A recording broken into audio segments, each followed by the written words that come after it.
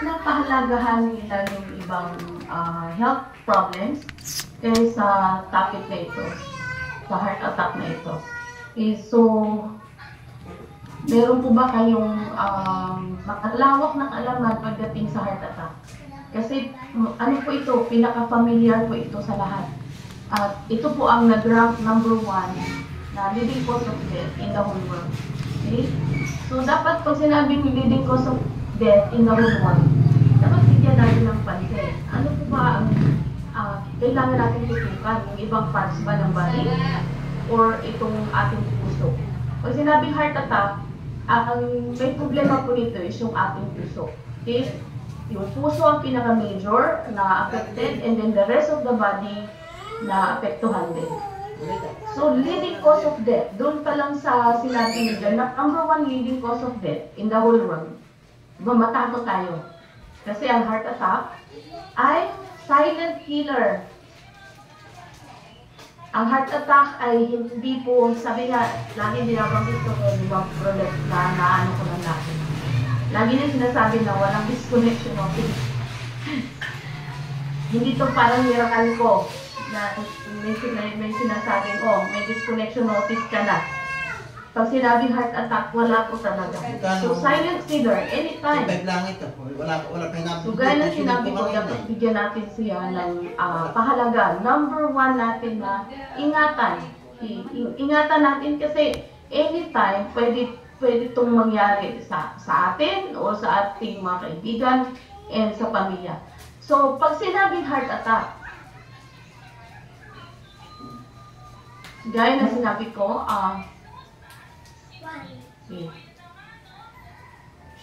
ang pinaka-affected pag heart attack ay ang ating puso. Particularly doon sa ugat, yung tinatawag na coronary artery. Okay. Yung puso, merong ugat na tinatawag na coronary artery. Okay. Pero of course, affected ang buong functions ng puso natin. Pag sinabing puso, it is a muscle the size of a clenched fist. Pag sinabing puso, gaano ba kalaki ang puso natin? Kung gaano kalaki yung fist natin, ito yung puso mo, ganito kalaki yung puso mo. So, hindi natin siya nakikita inside, pero yung laki, kung ano yung fist, laki, ng size ng fist mo, yun yung laki ng puso mo. Okay? So, wala pong, kasize siya ng ating, fist natin. Ito yun. So, ngayon alam na natin na yung size ng ating puso, nasa kamay mo. Ayan, nasa kamay natin. And it is located behind the breastbone, but pointing to the left, apical. Yung apical niya pointing to the left. Okay? Lalo na yung ventricular. Okay? Yung ventricles. Pumps about 100 times a day. Imagine natin, 100 times a day ang ipapump. So, ilang beses nga daw, ilang seconds daw, ang 60 seconds, kailan makabalik na yung dugo na magmula ng pag-pump niya, isi-circulate buong katawan through sa mga blood vessels natin. At gahalo nga yung kahaba yung blood vessel, 600 miles. Okay. At kailangan bumalik siya sa puso natin within 60 seconds. That's why, ang heart natin is nagpa-pump 100 times a day. Hindi siya pwedeng pumalpak 100 times a day. Kasi pag pumalpak, magkakaroon tayo ng problema. Magkaroon tayo ng hypoxia yung tinatawag. So, pumps about 7,600 liters of blood per day. 7,600 liters of blood per day within 24 hours. So, can you imagine yung blood na pinapump ng heart natin? Ganon karumi, ganon ka-thick, ganon ka-toxic, daming toxins. So, paano ka hindi kaya mahirapan yung puso natin? Of course, hirap na hirap. Kaya nga palagi natin sa presentations ng BWP, ayusin talaga natin yung dugo natin. Why? Affected number 1 yung ating puso. Okay.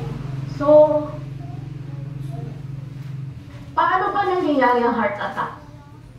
Ito yung sinasabi ko kanina, meron kasi yung ating puso na coronary artery na tinatawag. Merong right coronary artery, merong left coronary artery. Ito yung right, ito yung left coronary artery. So, Itong coronary arteries, siya po yung kadalasan nagkaroon ng problema na isa pong rason kung bakit nagkaroon ng heart attack.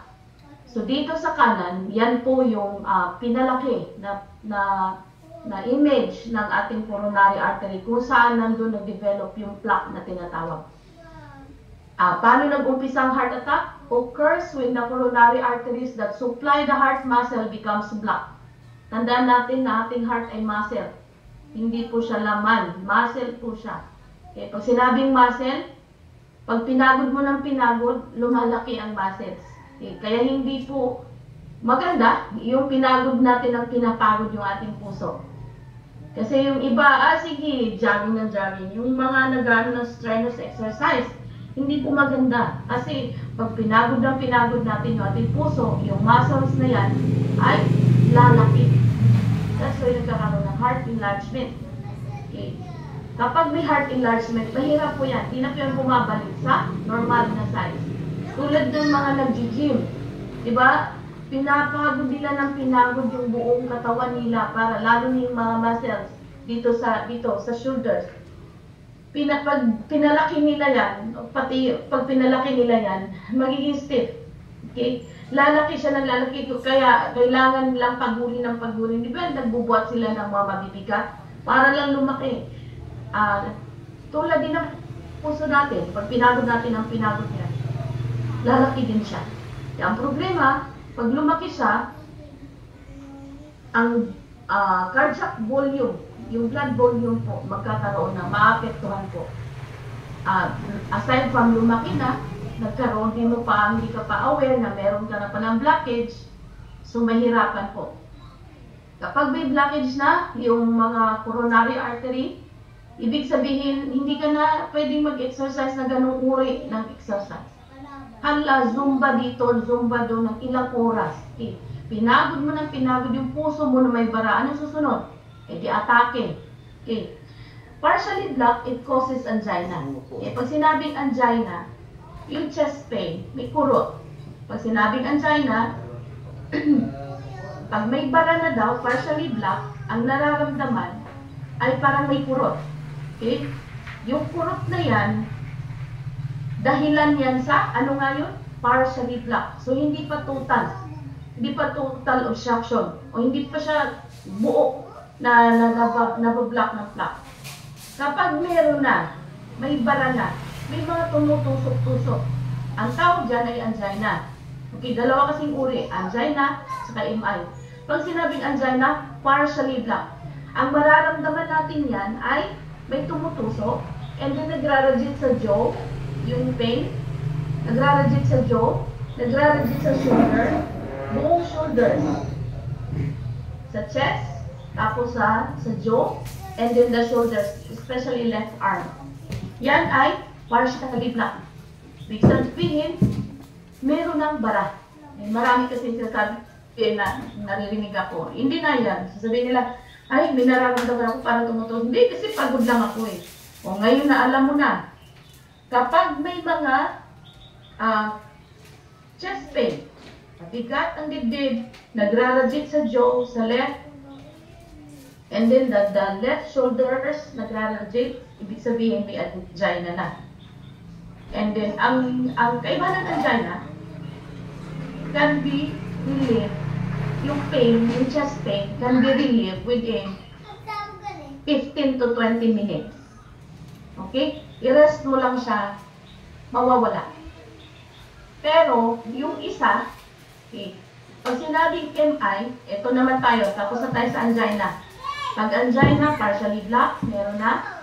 Ang pain, nagraradiate sa jaw, sa shoulders, and may chest pain. Yun yung angina. At, mawawala ang pain within 15 to 20 minutes. Kailangan i-rest mo lang siya. Okay. Pag sinabing fully blocked, ayan, ang tawag niya ay MI. Yan ang cause of death ni Jacqueline Jose. Okay. Yan ang cause of death.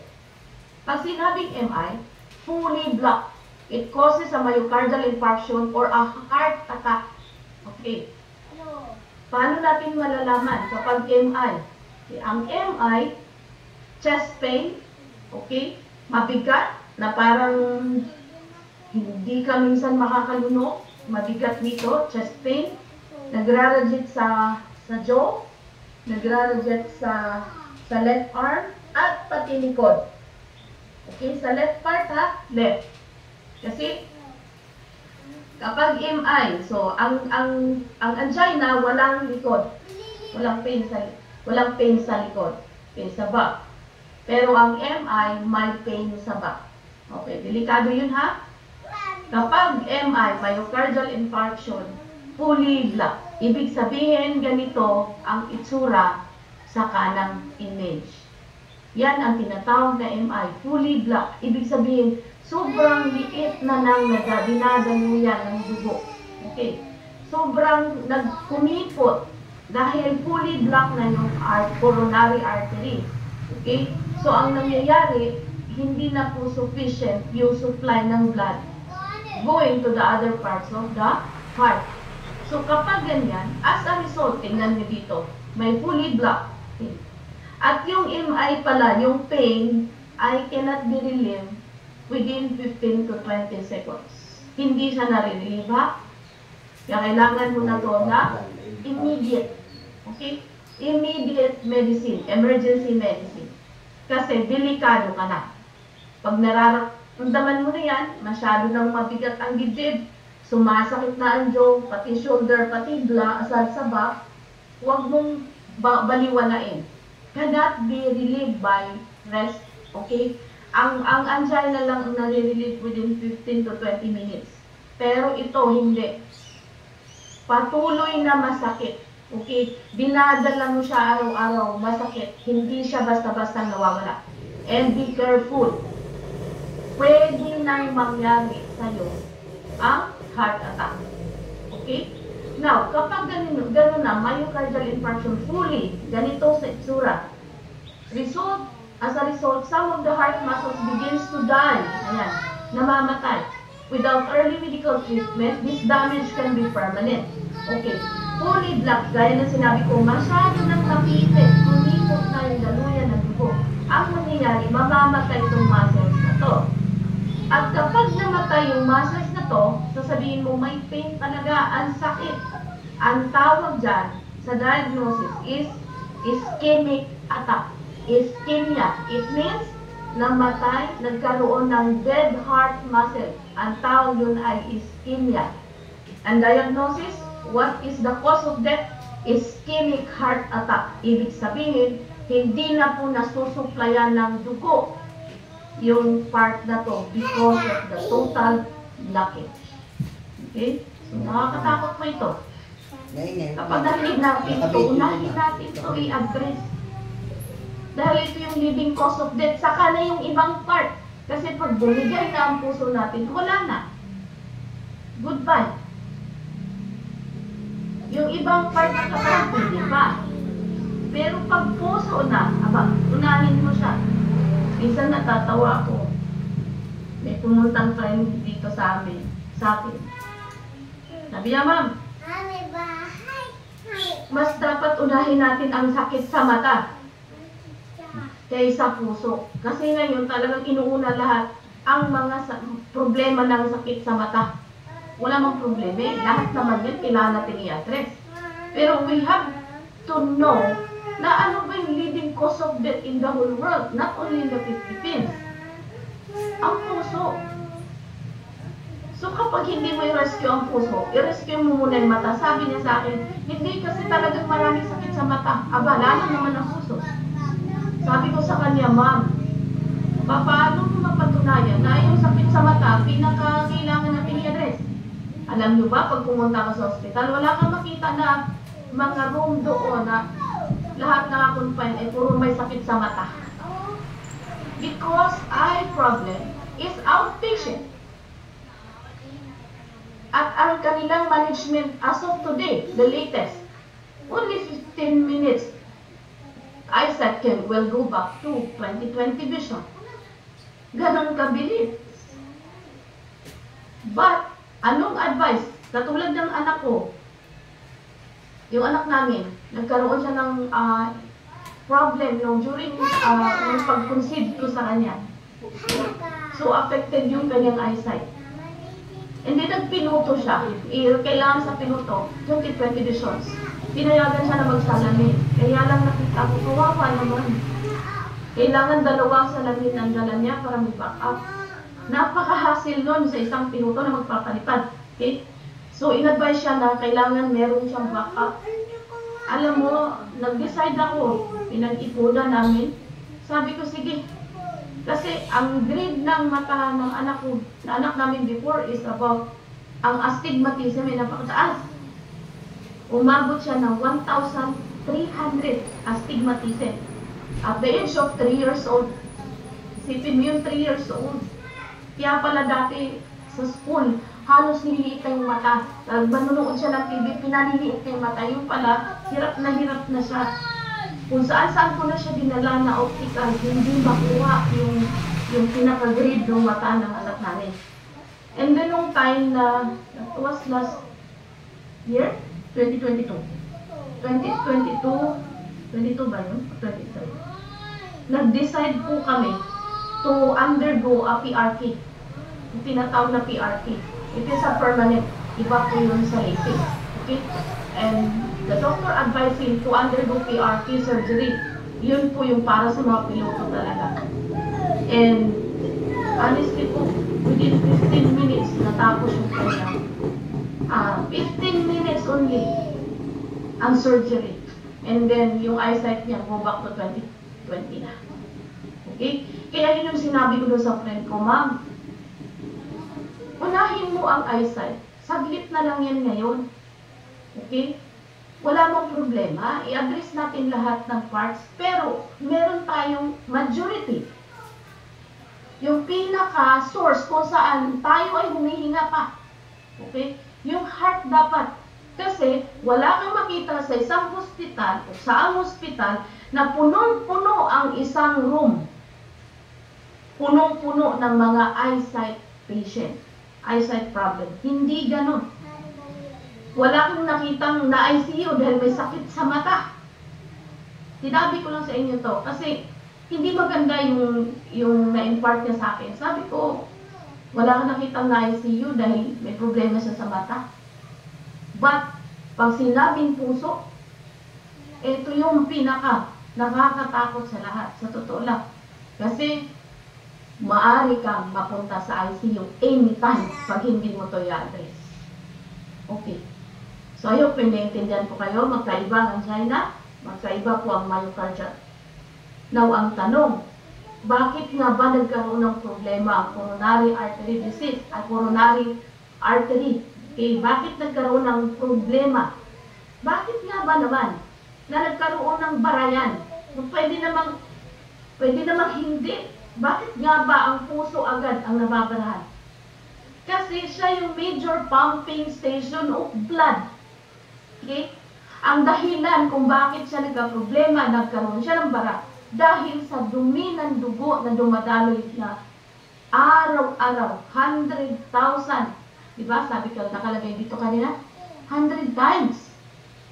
100,000 times a day ang pag-pump. And then yung density ng blood natin ay sobrang dumi. Natural, maapektuhan talaga siya. Okay? So ito yung dahilan kung bakit may heart attack. Okay? Uy, bakit hindi na lumabas? Wait. Kasi perfect.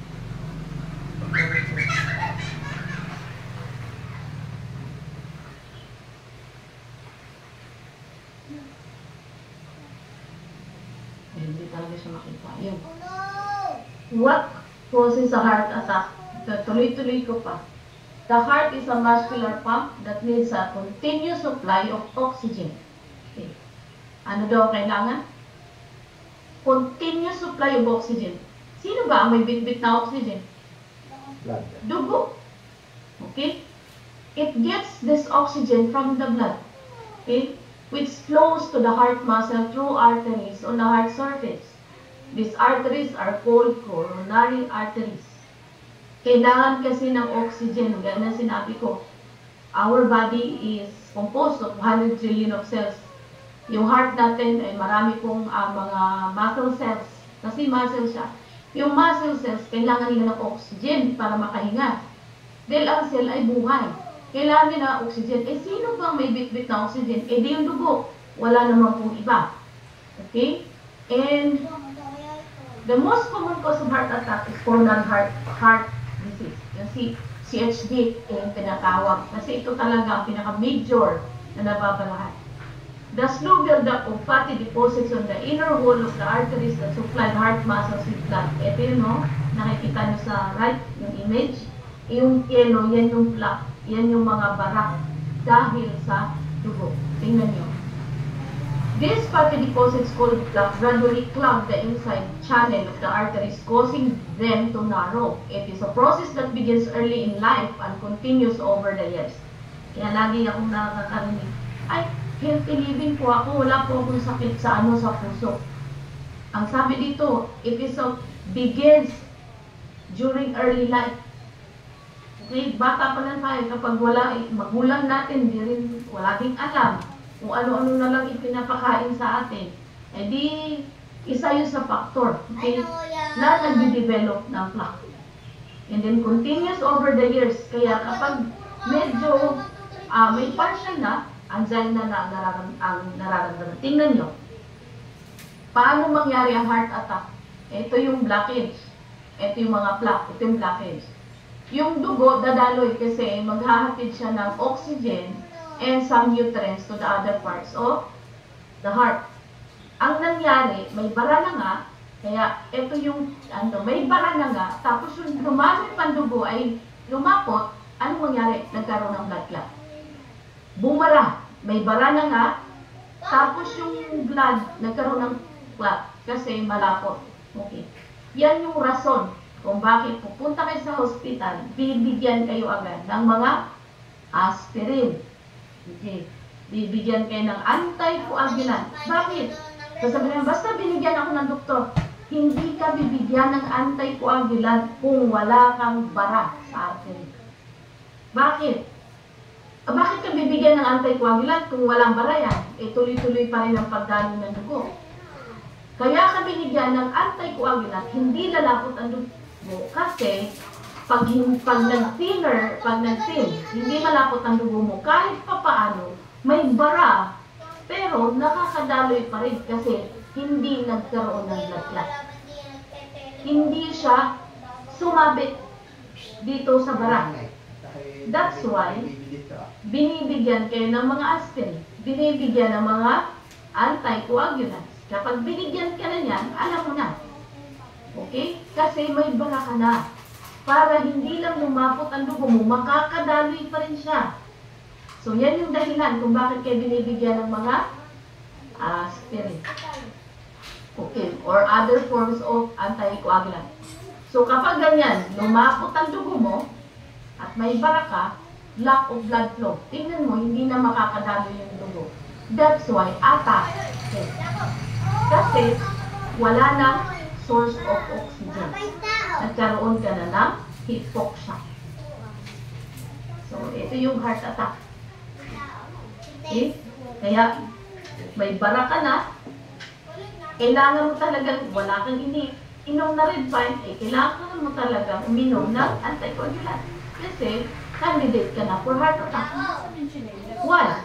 Bakit sinabi ko red wine? Red wine is a strong blood thinners. At nasa clinical study siya. Hindi siya ba? Kaya tingnan mo, ang dami kong mga may heart problems, nakakagulat. Like yung Mama Malu. Wala yan si Mama Malu Miera. Her mother is 93 years old. So, subo doctors ko yun na-confine. And the family knows that ang mother nila ay may atherosclerotic plaque, yung heart. Nagulat sila kasi tuloy-tuloy ko yun uminom. Grabe yung things niya sa mother. Tuloy-tuloy ang pag-inom. Sabi ng doktor, grabe nakaka-shock naman yung heart ng mother nyo. Wala man lang pagkarapat. Nagulat po sila magkakapatid kasi alam nilang may bara yung mami nila.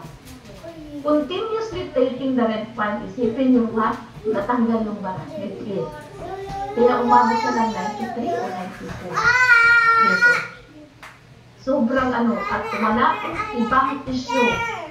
Kukunin sa sodium lang. nagkaroon ng issue. Yung sudyong talagang bumagsak. Okay? At of course, blessed na yung edad na yung about 93 o 94, parang gano'n na yung edad ng mami nila. So, doon po sila Ate Malu, talagang ano sila na talagang totoong red fine. Kasi yung mother nila nag-undergo na po yun ng angiogram. Okay? Na nakita talaga. And then, nung na-hospital nga po, nagulat sila na, sabi nung doktor, grabe ang ganda ng functions ng heart ng mami nyo. At napakaninis. So, na-shock sila. So, yun po yung trabaho ng ating red fine. May baraka na, ang kagandahan, inuunti-unti niyang tinanggal. Ninunusaw niya ito. At ang kaganda, yung dugo mo, hindi lumalapot. Kasi si red pine is a blood thinner. Okay? Now, what are the signs and symptoms? Watch out doon sa mga lumapot ang dugo. Yung mga clot, yung may mga bara.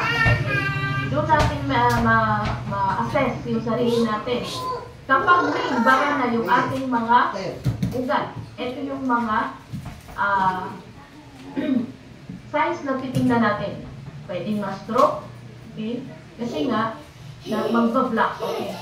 Pwedeng palaging nahihilo, okay? Palaging nahihilo, so, and then lagi kang pagod, palaging nahihilo, yan. Kasi reduced oxygen from the poor blood flow can result in dizziness and extreme fatigue, especially in women. Pag palagi ka nahihilo, hindi po maganda yan. So ngayon, alam mo na may mga clogged arteries ka na, may mga bara-bara na. Okay. Shortness of breath. Minsan, nahihirapan huminga. Reduced blood flow can lead to shortness of breath. Tingnan niyo po kung gaano ka-importante ang dugo na pinag-uusapan natin ngayon. Chest pain. Ayan. Or angina results from reduced blood flow to the heart. Angina can be felt as pressure, numbness, tightness, squeezing, and burning. So, alam niyo na yun kanina, yung angina at saka MI. Lower back pain. Oh. When blood flow to the lower back is reduced, the disc between the vertebrae become fragile, which can result in painful pinched nerves. Kaya yung palaging masakit ang likod, so alam na natin yan, na meron tayong mga clogged arteries. Nalilesen kasi yung supply ng oxygen due to the density of blood na dumadaloy. That's why may pain. Kapag may pain, tanda natin ha, ibig sabihin, hindi yan nasusuplayan ng tamang oxygen na bit-bit ng ating dugo. Okay. Erectile dysfunctions. So kapag clogged arteries, nagkakaroon po na erectile dysfunctions. Natural, kasi yung organs ng lalaki ay punong-puno ng mga punong-puno po yan ng mga ugat. So kapag malapot ang dugo, kapag marumi ang dugo, magkakaroon talaga ng erectile dysfunctions. So kapag hindi maayos ang dugo mo, may erectile dysfunctions. Tandaan niyo po yan ha, baka sabihin lang, ay naku, meron pang meron daw pang aphrodisiac. Yan. Nagtitake sila na aphrodisiac. Nothing wrong with aphrodisiac. Kaya lang, be careful. Baka may baraka sa puso. At pakinig ka. Hindi mo basta-basta mag-take ng ganyan. Kailangan consult your doctor. Kasi kailangan alamin muna yung condition ng heart mo. Kung meron ka namang mga baraka. Kasi delikado po ang aphrodisiac. Okay? Kasi pwede kang atakin. Ano pa? Painful, numb, or cold hands and feet. Yan. Laging masakit, palaging numb, nagkaroon ng numbness. Ayan, yung tawag na naman. Yung namamanhid. Yan, namamanhid. Tapos laging malamig ang kamay at yung mga feet. Plaque in the arteries leading to the arms and legs can result in painful, numb, and cold extremities. So ngayon, alam nyo na, kapag hindi maayos ang blood flow dahil sa bara, sa ugat, kaya yan ang mga warning signs. Kapag nararamdaman natin yan, alam na natin na yung density ng blood mo ay hindi malinis at meron ng mga bara ang ating mga ugat. Okay. So, Ito yung tinatawag na gradual narrowing of coronary artery through the progression of atherosclerosis. Sino nga ba ang may dala ng atherosclerosis? Yung cause ng bara, natural ang dugo. Ito yung normal na artery, walang bara. Okay? Partially occluded, ibig sabihin, dito mararamdaman yung angina, may pain, pero can be relieved. Ito yung tinatawag na MI, myocardial infarction. That's why be careful sa mga diagnosis nyo, pag nakita ang myocardial infarction, kailangan rest. Okay, rest. And then, kailangan mo mag-take talaga ng blood thinners. Why? Pwede anytime. Okay, pwede na.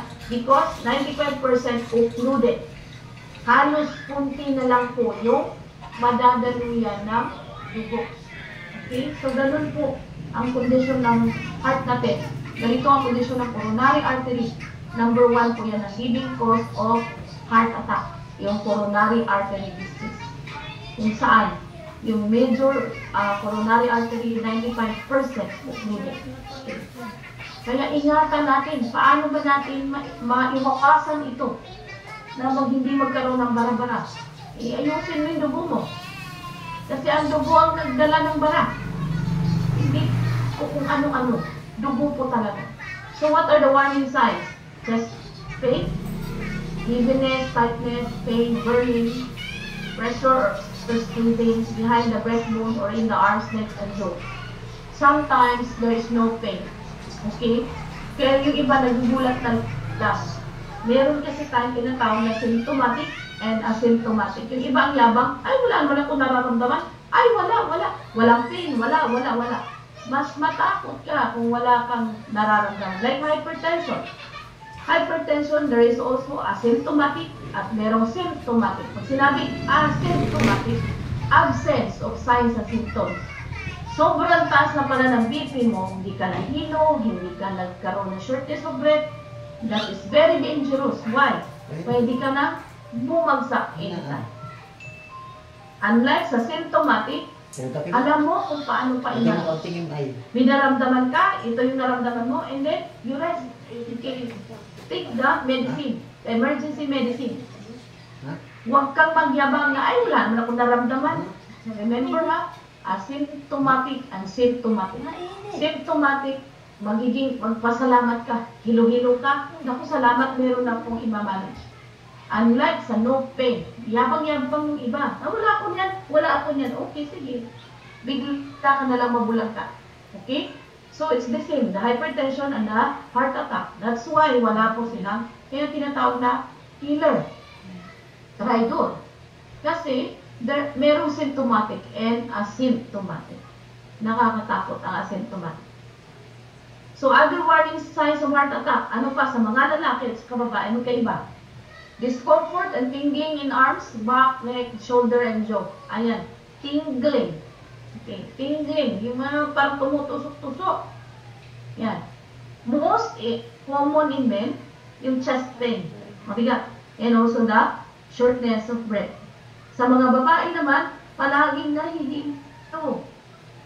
At palaging sinasabi may heartburn. Hindi lang mo yan. Hindi mo yan simple na heartburn, ha? So, it is a warning sign of heart attack. Minsan, iinom ka parang hindi bumababa na. Parang naninikip. Hindi po yan simple warning signs. It's a war signs of heart attack. Additional symptoms, most common in men, women, cold sweat. Palaging pinagpawisan na sobrang lamig. Pag sobrang lamig ang mapawis, ibig sabihin, no enough blood supply. Okay? Hindi nakadali ng maayos yung dugo. That's why lumalamig yung pawis. Ibig sabihin, enough, wala, nagkaroon ka ng hypoxia. Ibig sabihin, not enough oxygen ang dumadaloy na bitbit ng dugo mo sa buong katawan. That's why meron kang nagpapawis ka na sobrang lamig. Okay. And then, unusual tiredness. Gugulat ka ba palagi ang pagod na pagod? And nausea and vomit. Okay. Palagi kang parang nasusuka. Yan. Saka nahihilo. Okay? So, ito yung mga warning signs na hindi dapat baliwalain. Lalo na kapag may ramdam ka na ng chest pain, So, unang warning signs na titingnan mo ay yung mga chest pain, warning signs ng angina, and warning signs ng myocardial infarction. Delikado ang MI ha, yung palagi ng masakit ang likod. Okay? Yung jaw, yung tightness dito sa dibdib, yan. So, hindi po natin dapat baliwalain ito. Okay? Consequences. Lack of oxygen due to ischemia, lack of blood supply. Kaya po sinabi ischemia, namamatay yung part because lack supply of blood. Walang oxygen. Narrowing of coronary arteries, ito po yun, yung mga consequences, mga kadahilanan. Heart response with angina, okay, kapag may tibok, may sakit. Finally, heart attack, myocardial infarction. So, ngayon alam nyo na, kapag may diagnosis na MI, be careful. Pwede ka nang ma-heart attack. And then, possible permanent damage. Okay. Ito yung ischemia. Yan. May bara dito, kaya ang laki ng damage. Kasi wala nang supply ng blood. That's why, namamatay. At painful po ito. Okay? Painful. Okay. 20% coronary artery disease events present as SCD. Okay. 50% death, sudden coronary death incapacity. 50% deaths from coronary artery disease are sudden. Biglaan. Kaya sabi ko, sometimes asymptomatic. Kaya hindi, walang disconnection notice. Okay? Delikado. Kaya ito yung unahin natin. Kasi pag binabaliwala mo to, may mga warning signs ka na, binabaliwala mo, candidate ka nito. Now, pag may mga ganitong nangyayari, okay, ngayon na, alam mo na ito. Kailangan natin, halimbawa, yung malala, may kakilala kayo na may nagkaroon ng sudden heart attack. So, ang layo ng hospital. Ngayon, kailangan natin ng tinatawag na CPR. Cardiopulmonary resuscitations. Okay, dapat alam natin to kasi this is good during emergency. Yung tinatawag na basic life support. Help during a cardiac arrest, hindi yung titingnan mo lang yung pasyente. Okay, after dito, dapat practice nyo ito. Kailangan natin gawin para to save. Okay, give breaths and pump the heart done by ordinary people. Anyone can do. Basta tama yung gawa. Kasi may tama pong proseso ito. Anong reason nito? We need to save lives. Kasi sudden po ito na nangyayari. Big stridor. Okay? So, ngayon, kailangan alamin natin. Anyone can do, hindi lang doktor, hindi lang nurse, hindi po yung may mga training lang. Of course, meron silang pero anyone, pwede tayong mag-save ng buhay sa ganitong paraan. Pag may nakita na kayo na talagang hirap na, okay? At nakalimutan ko palang dito. Pwedeng i-insert ko kung ano yung mga signs o heart attack. I-insert ko na lang. Okay, wait lang ha. Para alam nyo yung mga signs na natake na yung pasyente ha. Wait.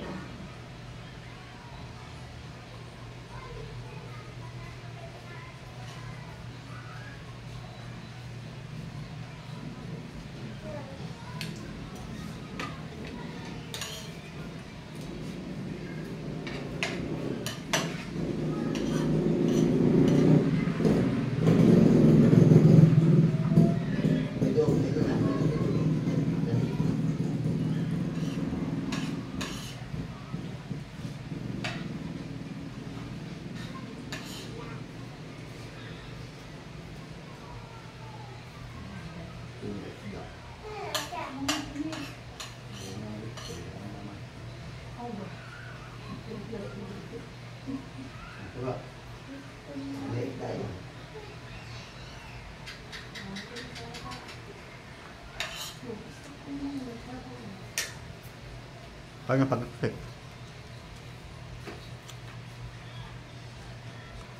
Titingnan natin kapag ang pasyente ay nasa heart attack. Okay? So, titingnan natin yung acronym na BFAST. Pag sinabing B, balance. Okay? titingnan natin kung nakakatayo pa ba siya o kasuray-suray na. Tapos yung eyes niya, kung sabihin mo, tingnan mo ako, pag hindi na niya magagawa. Tapos yung mukha niya ay medyo tumabini at sabihin mo, pakitaas nga ng dalawang kamay mo, hindi na niya maitaas. And then yung speech niya, nag-i-slurge speech, parang hindi na, gaganong na. And ito yung time na titingnan natin, ay ito yung mga signs na titingnan natin. Be fast, yung balance, yung, tanong mo sa pasyente, tingnan mo ko, hindi na niya magawa, and tingnan, i-notice niyo yung mukha, pati yung arms niya, kung may itaas pa ba niya, o nakakapagsalita pa ba siya. So ito yung mga sign na titingnan natin. Now, kapag yung mga sign pa na ganyan, get ready na. Pero, kung halimbawa, kapag ganito kapag buhay pa ka, tawag na agad, bilisan na agad pagdala sa ospital. Pero kung yung sudden death, yung kanina, sudden death, ito sudden, yan, bumulag ka na lang diretso. Pag bumulag ka diretso, din do the CPR. Okay, ito yung gagawin natin. CPR. Yung kanina, yun yung mga may makikita ka pa, takbo na agad sa ospital. Pero kung biglang bulag ka na, at malayo yung hospital nyo at wala kayong ibang ito yung gagawin natin na CPR. Pag sinabing DRS, ABCD. Ayan. DRS, ABCD, acronym. Pag sinabing D, check for danger. Baka mamaya, yung pasyente mo ay malapit sa pader. Okay? Or may bato doon sa ulo niya, CPR nauuntog na lang nauuntog. Or baka malalaglag din pasyente, you have to check for danger. I-check mo muna. Kaya nga dapat ang mga health practitioners, mga health personnel, hindi yan dapat narataranta. Kasi kapag alam mo gagawin mo, hindi ka matataranta. Now, kapag alam nyo na ito, dapat focus kung paano i-save yung buhay ng isang pasyente na bumulang ka. Okay, bigla na lang, kasunod ko lang yung kanina, biglang bumulang ka. Okay, check for danger. Kung baka CPR ka na, CPR nalalaglag na pa rin pasyente doon sa bangin, hindi pwede. And then number 2, check for response. Okay, anuhin mo siya, sir, ma'am. Pag hindi na talaga sumasagot, and then send for help. Tawag agad. Habang naghihintay ka ng tawag, okay, to rescue, check the airway, yung ABC. ABC, ito yung lahat na tinitingnan ng mga medical personnel. Always prioritize the ABC. Sa lahat ng pasyente, ang unang-unahin ay airway. Kung nakakahinga pa ba ng maayos ang pasyente, may hilinga pa ba? Check airway. Saka mo unahin, sunod mo yung pulse rate. Okay, unahin mo muna yung breathing. Ibig sabihin pag may breathing, nagpa-functions pa ang heart mo. And then check the airways. Tingnan mo kung yung ilong niya, i-check mo kung meron bang mga obstruction. Okay? Kasi minsan may mga mucus obstruction. I-check mo muna. And then check the breathing. Yung breathing, yung up and down. Tingnan, paano i-check ang breathing ng isang pasyente? Sa tiyan mo titingnan, hindi sa ilong. Dapat titingnan mo yung rise and fall ng chest at sa stomach. Yung chest, rise and fall. And then do the CPR. Kung meron pa siyang hininga, na hirap na, at least may hininga pa, may rise and fall ng chest ng pasyente, then that's the time do the CPR. How to do? Ito yun. Kung ano yung fist, yung dominant hand. Non-dominant over dominant hand. Pag left-handed ka, nasa taas yung left. Pero kapag right-handed ka, nasa taas yung right. Ganito ang interlock. Okay, ganito ang kamay. Yung interlock. Okay? And then hindi yung itong mga fingers ang gamitin nyo. You bend, ito yung gamitin. Ito. Hindi yung mga fingers. Kasi kung ganyan, hindi natin magawa. Masusiyan ganyan. Hindi na ganun. Mali po yun. You interlock the fingers. Non-dominant over dominant hand, and then twist it, ganito rin, at ito yung gagamitin pag-push. Saan? Dito sa left, in between the right and left intercostal space of a patient. Okay? So, doon mo ilalagay. Okay, ito. Interlock.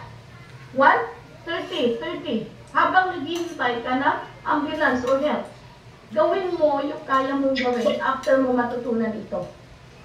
We can save lives. Yung huwag mo hintayin mataranta ka ng mataranta. Do it. Okay? 1, 2, 3, 30 ha, mabilis. 1, 2, 3, 4, 30 times. And then 2 blows. Ayan ha. Baka, hindi diri ako. Okay? So, hindi po madali ang mag-resuscitate ng heart attack ha. So, habang naghihintay, huwag magpanik. Okay, huwag magpanik. Gawin mo yung kaya mong gawin sa natutunan nyo ngayon. Okay? Maaring mabuhay ang pasyente. 1, nag-stop kasi mag-pump yung heart. Wala nang blood flow. So, that's why ikaw yung tutulong sa heart. Kaya, sa ibang bansa, sa Amerika, meron na silang tinatawag na, yung machine na atrial defibrillation. Na mo lang dito, ikabit mo lang. Sa atin sa Pilipinas, wala. Slap patch. Meron po sa ibang bansa nakalagay anywhere. Nagkalat yan anywhere. So, because pinakadelikado ang puso. Nagkalat yan. Gawin mo lang, ikabit mo lang dito sa sa may parting chest. Hindi na kakain pa. Tatago ko na yung ulam. Okay. So now, kapag wala naman tayong ganun kasi, yung defibrillator, yung maliit lang siya, parang ngayon, by patch na, yung ginagamit na defibrillator, anong nasunod para mag-continue pa rin ng pump ng dugo yung heart. Okay. Kung wala naman, gawin natin yung CPR. Okay, 30 pumps, mabilis. Okay. Interlock ha. Ito yung gagamitin dito sa may in between intercostal space, thoracic intercostal space, kung nasaan yung heart na located. And then 2 blows. 1, 2. Ulit. 1, 2, 3, 4. Hanggang sa pag nakita mo yung pasyente dumilat at magpasalamat ka. Wow, sa tulong mo na ginawa, mabuhay ang isang pasyente na inatake. Hindi yung nagpanik. Okay? So, ganun ang gagawin. So, kung talagang habang naghihintay ka, do not stop doing CPR. Continue hanggang sa dumating yung rescue. Okay. So, bilang mga taga-Sheba Zion, we need to save lives. Okay, kasi delikado, ito yung leading cause of death in the whole world. Hindi po tayo tulad sa ibang bansa, na patch na lang dun sa mga biglang bumalagta. Okay, so, malaki pong bagay ito na matutunan natin. And next time, siguro mag-training tayo ng mga basic first aid. Kasi importante po yun during emergency. Na lalo na yung mga nasa malalayong lugar, kailangan matututok. What if nandun tayo. So, hindi na natin kailangan itakbo ng hospital na sobrang layo. We can do kung ano yung kaya natin gawin, basta with proper training lang talaga. Okay, malaking bagay yun kasi masisave natin yung buhay na nasa alanganin. Okay? So, bakit natin to kailangan bigyan halaga ang puso, lalo na yung dugo. Dahil ang dugo talaga ay bakit may heart attack? Kasi siya may bitbit ng bakit nagkaroon ng bara. And remember, every 2 seconds, 1 person dies of heart disease. Kaya nakakatakot po ito. Huwag natin baliwalain ito. Kaya minsan naiinis ako dun sa mga taong lahat na explain mo. Ito yung trabaho ng Red Pine. Si Sheba Zion ng mga distributor, huwag kayong matakot kasi they are not trained to hype people. Okay? Hindi namin train yung mga distributors namin to hype people para lang bumili ng product. Kaya po, marami kaming series of trainings about the product. Kaya tayo mayroong mga series of health talks. Why? We need to save lives. Lalo na yung ating number 1 leading cause of death in the whole world. 1, 2, patay. 1, 2, patay. So, kailangan natin dito, bigyan natin ng pansin ito. Kasi pag ito bumigay, yari ka. Sa bagay, kung ayaw mo nang mabuhay, okay lang. Patuloy kapatid. Now, there are risk factors. Kung sinabi risk factors, ito yung mga dahilan. Okay? meron tinatawag na unchangeable risk factors, unchangeable. Pag sinabing unchangeable, ito yung hindi mo pwedeng baguhin. Pag changeable risk factors, pwede pang mabago para maiwasan yung mga bara sa ating puso. Okay, ulitin ko. Ang dahilan kung bakit nagkaroon ng heart attack, dahil ang coronary artery nagkaroon ng bara. Sino ang dahilan at bitbit ng bara? Yung ating dugo na napakarumi.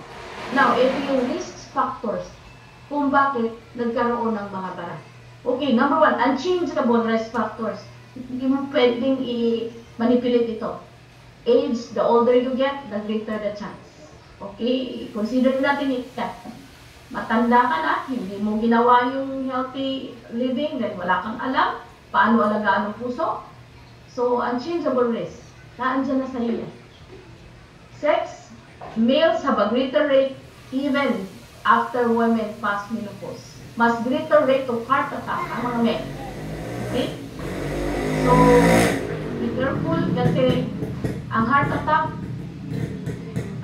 commonly happen during nasa CR. Okay? Tingnan mo si God, pakisara ng i-echo ako. Tulad ni Jacqueline Jose, saan ba nangyari nung hinatake siya? Sa CR. Galing sa CR. Bakit?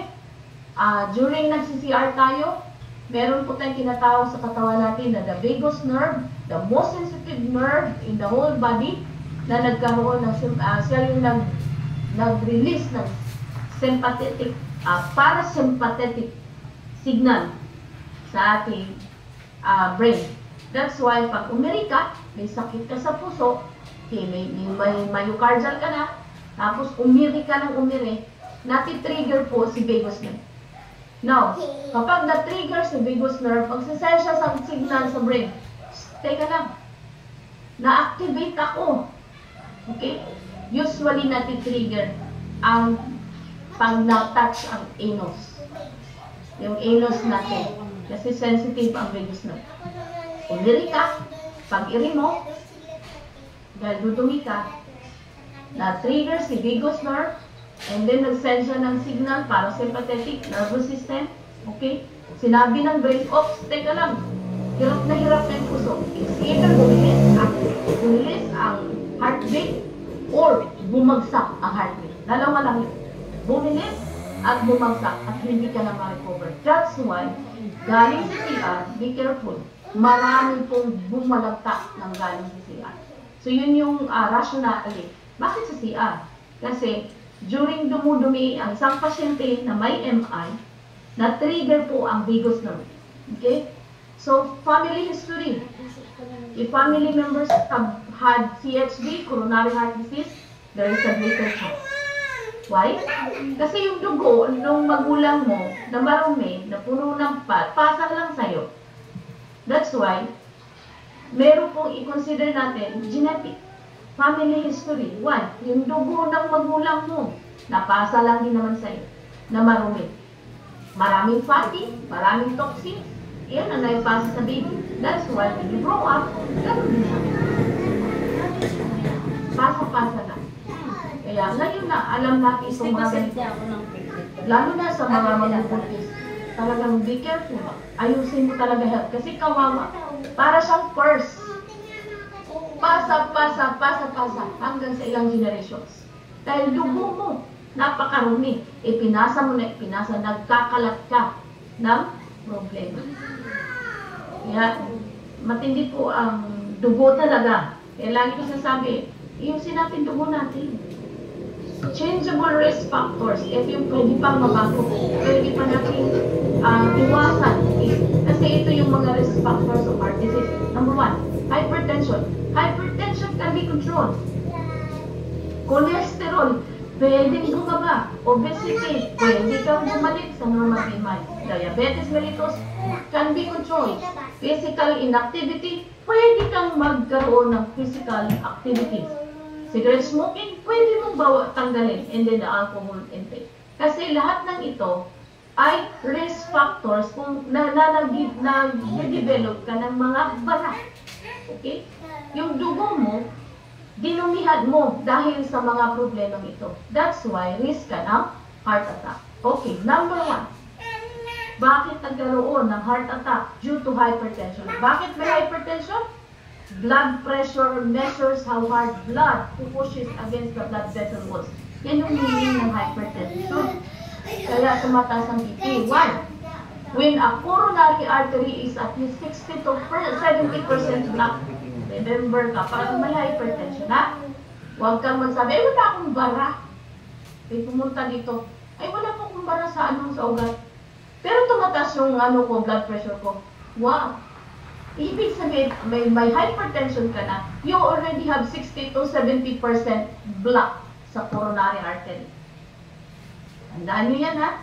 Pag may hypertension na, you already have 60 to 70% block in your artery. Pag sinabing blood pressures, it is the measures how hard the blood pushes against the wall, the blood vessel walls. Bakit nagkaroon ng pressure? Ang lapot kasi ng dugo mo. Kaya hirap na hirap yung blood vessels mo. Yung ugat, ay yung dugo na dumadali sa ugat, ay napakalapot, napakarumi. That's why tumataas ang pressure. That is what we call the hypertension. Okay? Sobrang bigat sa puno-puno ng fats, puno-puno ng glucose, puno-puno ng chemical component, lahat na bit-bit ng dugo. So that is number 1 risk factor for heart attack, the hypertension. Okay? Number 2, ano bang blood pressure? Top number, pressure when the heart contracts. Okay, yung ito, tandaan ito.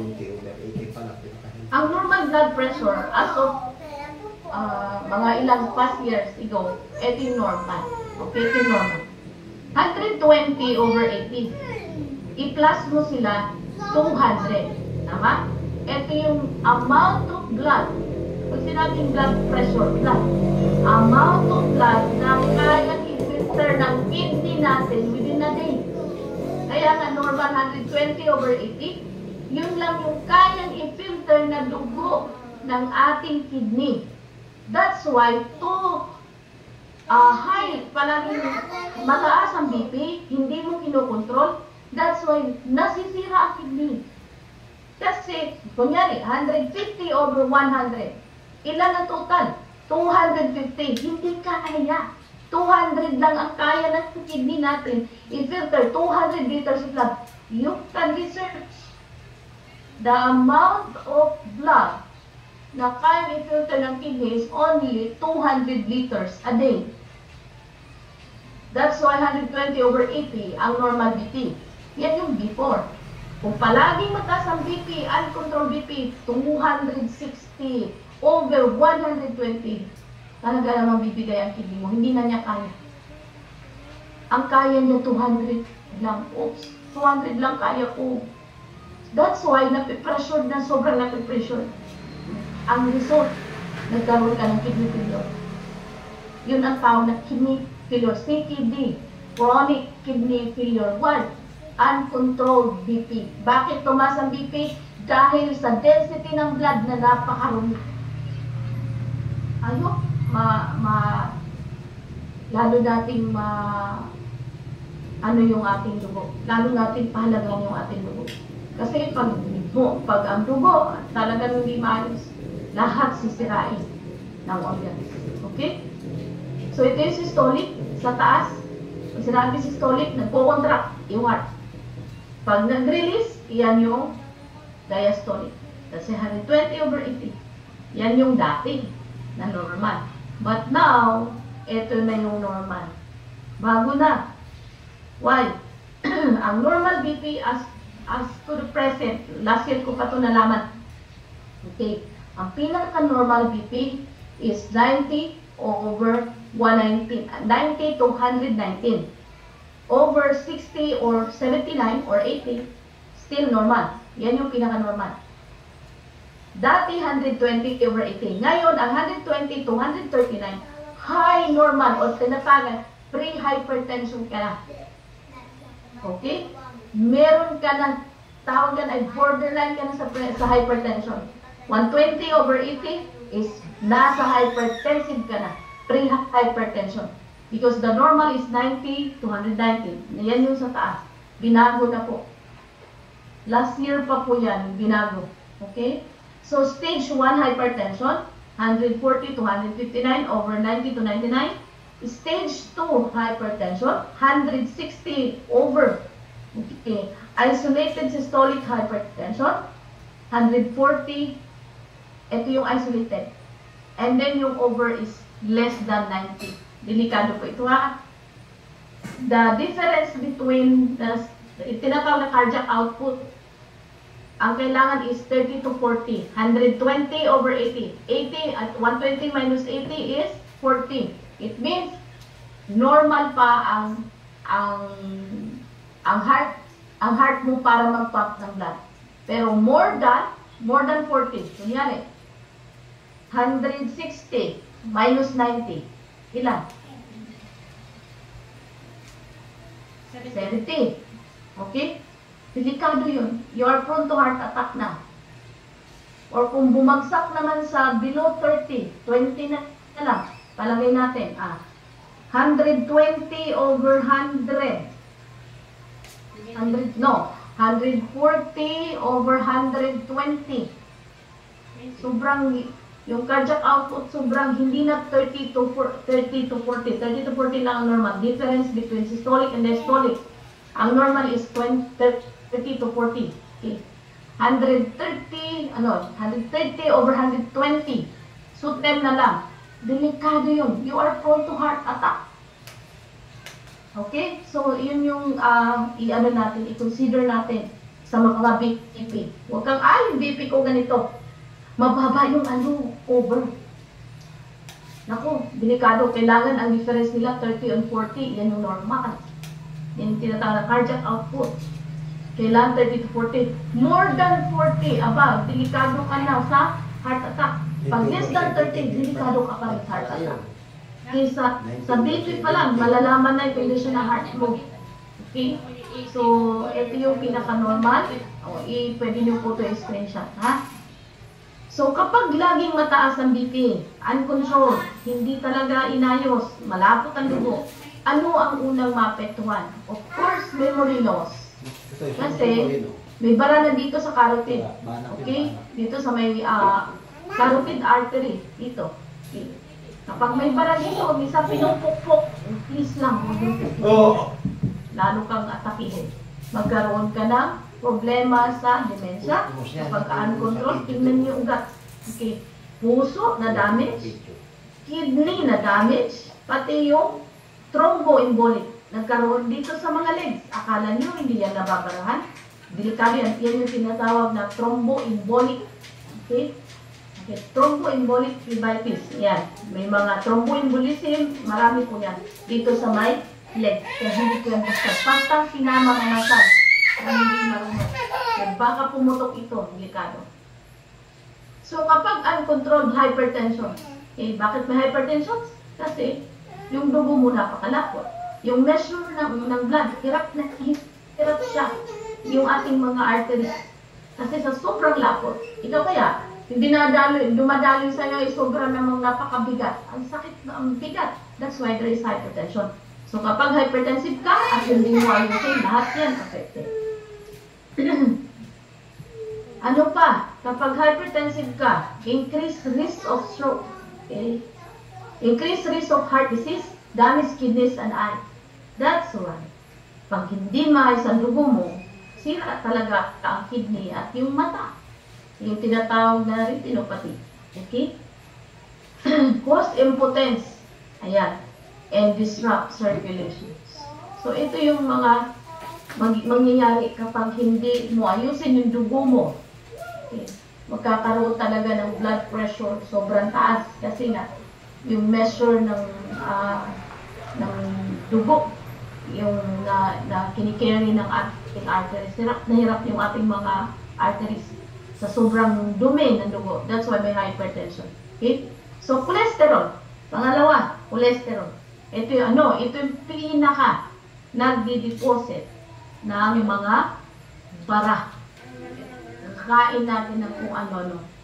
Pag sinabing cholesterol, waxy fat substance in the blood, our body needs cholesterol to function. Actually, hindi pwedeng wala tayong cholesterol, hindi pwedeng wala tayong fats.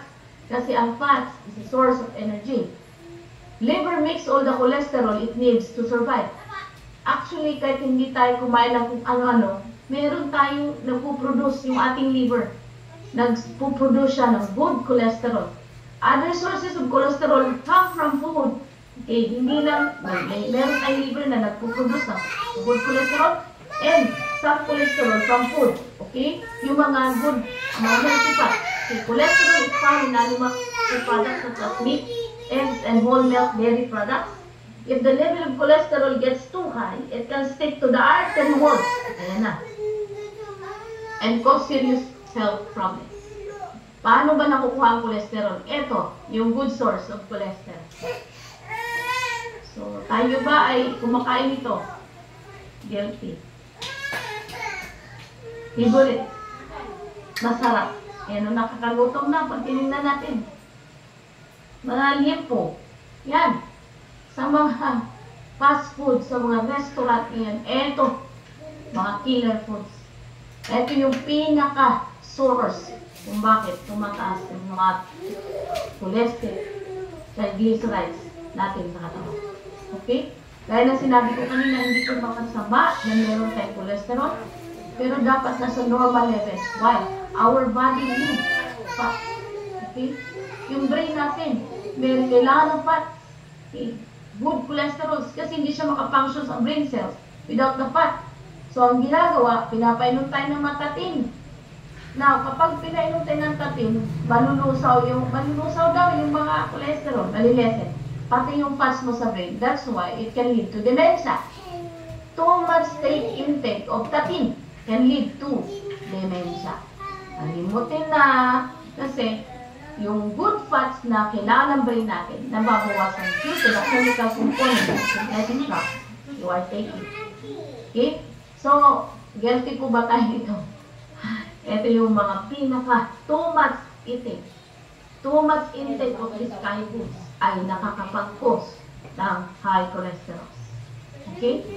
So, pwede naman natin ito ingatan. Ito nga yung mga changeable risk factors. Okay? So, cholesterol levels, ito po yun. Okay, ito yung high. Para saan ba ang, ngayon, tanungin ko kayo, ano ba ang good cholesterol? Yan, HDL. Madaling tandaan ang bad cholesterol. Meron kasing HDL and LDL. Okay. Kailangan natin ng good cholesterol. Why? Yung mga cholesterol na yan po ay isa sa magpa-fight ng cancer cells. Okay? So, hindi pwedeng wala tayong cholesterol sa katawan. Pero we have to make sure nasa level lang, normal level. Ang HDL ay siya po yung tumutulong para walisin ang mga LDL. Yan yung trabaho ng good cholesterol. Okay. Pag it helps carry some of the bad cholesterol out of the body, si HDL, pag alam niya, sumubra na. Ito lang, sumubra na yung LDL, yung mga bad.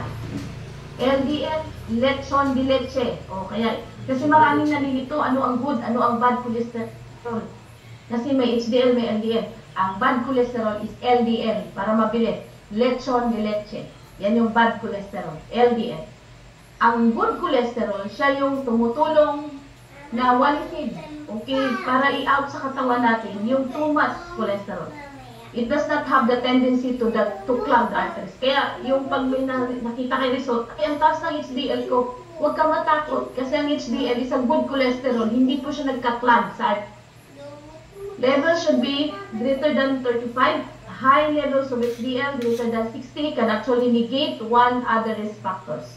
Okay, sa bad cholesterol tayo, si LDL. Is known as bad cholesterol. It has the tendency to increase risk of coronary heart disease. Diba? Siya ang dahilan. So, saan siya napunta? Sinong taga-bitbit? Si dugo. So, LDL are a major component of atherosclerotic plaque that clogs the arteries. Saan lang na ini? Siya lang naman ang nag-develop nung bara. That's why nagkaroon tayo ng CHD, coronary heart disease. Too much intake of this kind of food. Level should be less than 130. Okay? Kailangan less than 130, yun yung normal.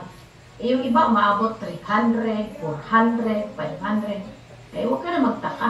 Pagtaas ang LDL mo, ay alam mo na, marami ka ng bara, magde-develop na bara. LDL, again, are major component of atherosclerotic plaque that clogs the artery. Kung sinabing atherosclerotic, it is bara. Okay? Clogs the artery. Siya po yung rason. Now, most important, high cholesterol does not have any symptoms. If neglected, it can produce serious problems. Kala natin, wala symptoms ang high cholesterol, ha? Pero kapag hindi mo siya na-manage, hindi mo inayos ang dugo mo, kasi si dugo ang nagbibitbit ng mga yun. Kakain mo, hindi naman yung hindi naman yung kinain mo pupunta din sa mga ugat mo. No, hindi sila i-digest sa ating stomach. And then once digested, pupunta sa intestine, the final absorption of nutrients, at saka sa mga kinain mo, bitbitin na ng dugo sa different parts of the body. Number 1 ay heart. Kaya, siya ang unang affected. Kaya, angina na. Kapag hindi mo in-address yung dugo mo, sobrang taas na ng cholesterol, susunod, heart attack, stroke. Tapos, the cholesterol now, tomorrow it might be too low. Okay, huwag mo kabayaan. Kaya, ayusin mo dugo mo. How can I bring down my cholesterol level? Paano ibaba? Hindi iwasan mo yung mapagkain kanina. Pero sigurado, napakahirap nito iwasan. Ayoko na. Tapos minsan, kahit tayo, paminsan-minsan lang. Gaano kadalas paminsan? Hanggat maaari, iwasan natin ito. Kung ayaw mo magka-heart attack. So, ito yung pinaka-cause ng mga cholesterol. Okay, so delikado. So, kaya ko bang iwasan natin yun? Huwag yung mga instant, kasi delikado. Okay? Wala na yung aking slide. So, kaya ba natin iwasan to? Tapos yung iba pa, tuwang-tuwa pa, kasi social pa ganito ang pagkain, tama? Ay, social kami. Kami kumakain ng gulay. Ayoko yan. Social kami. Marami kami pambili. Gusto namin ganito. E di, bahala ka. Ikaw din. Okay? So, next, ito yung mga normal levels, kung saan na tayo. Okay? Pwede nyo pong i-ano yun, screenshot. And then, proper diet. Ito yung, paano ibaba? Proper diet. Pero sabi ko nga, napakahirap dito iwasan. Proper diet. Yung iba naman, gusto dami lahat gulay. Hindi pa pwede puro kang gulay. Delikado din ang kidney mo. Puro kang gulay. Hindi kidney mo din delikado. Yung sobrang taas na oxalate na galing sa gulay, di mag-develop ka rin ng kidney stones. That's why balanced diet. Exercise regularly, hindi extraneous exercise. Yung at least 14 minutes. Okay. Stop smoking, reduce the alcohol. Okay. Sabi, reduce. Diba, reduce. Follow the medication prescribed by your doctor, lalo-lalo na kapag may MI, hindi pwedeng walang emergency medicine. Okay? Tandaan nyo, kapag MI, hindi pwedeng walang emergency medicine. Huwag kang magpakahero. Kakainom lang ng red pine, huwag ka nang tigil na yan. Po, MI na po yan. Anytime, pwede na po atakin yan. Okay? Remember what is good for you, your doctor knows the best. Okay? Now, sunod na factor, obesity. Tapos na tayo sa hypertension, tapos na tayo sa cholesterol, then obesity. Obesity is one of the factors for heart attack. Ayan. Si lamon. Okay? So, pag ganyan ka, lamon ng lamon, good luck. So, obesity associated with diabetes mellitus. Okay, bakit nagkaroon ng obesity ang diabetes mellitus? Usually kasi palagis lang gutom. Okay? Kasi bakit laging gutom? Hindi nakakain ng cell ng glucose. That's why gutom ng gutom. Kain-kain. Hypertension, cholesterol abnormality. Kailangan ang obesity may iwasan natin, ibalik natin sa BMI. Paano ba magkaroon ng tamang weight? Kailangan natin sundin yung BMI. Yung weight, divide mo sa height. Yan po yung ideal. 20 to 25. Pag overweight ka, 28 na po yung result. Okay, the weight, divide mo ng height, makuha mo ang body mass index, na BMI. And then, pag 30, obesity na. Okay. Kailangan ang normal BMI in result ng weight divide height, 20 to 25 lang. Pag more than 25, overweight ka na. Okay. So, yan yung mga indications ng obesity. People who are obese have 2 to 6 times the risk of developing hypertension. Location of the body fat is significant. Okay? So, diabetes mellitus, ito yung risk factor for heart attack. Okay? What are the normal values of blood sugar? So, ito na po yun. Ha? The non-diabetic and diabetic. So, nandito kayo nung health talk natin about diabetes. Mabilis po natin na ma-manage kasi meron, sabi nga, pag wala kang alam, makatakot ka talaga. Magpanik ka. Kung ano-ano na lang pag-iinumin mo, nakala mo yun ng ano, yung pala, lalo kang nagkaroon ng problema. Nag-worsen pa yung condition. Lack of knowledge, delikado po. Hindi ba lagi sinasabi sa inyo, paalala, pag yan ang sakit mo, have time to familiarize your sickness. Alamin mo, ano bang ano nito? Ano bang mga risk factors nito? Ano ba itong ganito? Dapat alamin mo yan. Hindi yung maghanap ka na maghanap ng inumin. Na ito sabi pa ng kaibigan, ito ininom ni ganito. Hindi nga para sa'yo. Kailangan alamin mo yung sakit mo. Kung yan ang sakit mo, aralin mo. Kasi maraming mga paraan ka how to manage. Hindi ka pwedeng ma-sway ng iba. Dahil alam mo kung paano ang gagawin with regards to your condition. Kaya, mainam po na may alam tayo. Always familiarize your sickness. Okay? Hindi yung maghanap ng mga inumin mo na mali-mali naman. Okay, so next, diabetes. Ang diabetes, 2 to 4-fold risk for coronary heart disease. Okay? Diabetes. Sobrang taas ng glucose. Siya po yung risk kung bakit nagkaroon ng mga bara. Dahil sa sobrang taas ng glucose. Kain ka ng kain ng mga carbo. Yung mga kinain kanina. And then, asymptomatic CHD, 30 to 40%. Pag sinabing asymptomatic, wala kang nararamdaman. Coronary heart disease. Wala kang nararamdaman ng chest pain, wala kang nararamdaman ng mga pain sa jaw, o dito sa dito sa shoulders. Delikado po yan. 30 to 40%. Painless AMI. Okay? Arrhythmia. Okay. Arrhythmias. Coronary CPF, longer hospital stay. CHD, a major 60% cause of mortality. Okay? 60% cause of mortality. Cause of death. Coronary heart disease. Dahil dun sa bara. Physical inactivity. Isa po siya sa cause kung bakit nagkaroon ka ng bara. Increasing physical activity has been shown to decrease blood pressure. Okay. Hindi yung stress ha. Dapat lang, yung brisk walking is good. Okay. Moderate to intense physical activity for 30 to 45 minutes. Pwedeng intense physical kung wala ka pang MI. Yung angina, kung pwede mo pang i-manage yung rest, sumakit, i-rest mo na wala. Pwede ka pang mag-intense. Pero kung MI na yung condition mo, huwag mong gawin yung intense physical activity. Maatake ka. Ang rason kung bakit mga sportsmen lagi silang inaatake. Diba? Lalaki ang pinakamatindi sila yung risk. Sila yung maraming cases for heart attack. Okay? 30 to 45 minutes on most days of the week is recommended. Physical inactivity. Para maiwasan kung bumaba blood pressure. Kasi ibara na ka. Nahirap pa yung ating mga arteries sa pag-carry ng blood. That's why tumataas ang pressure. Smoking. Isa po siya sa cause. Why? Smoking, yung kanyang component, yung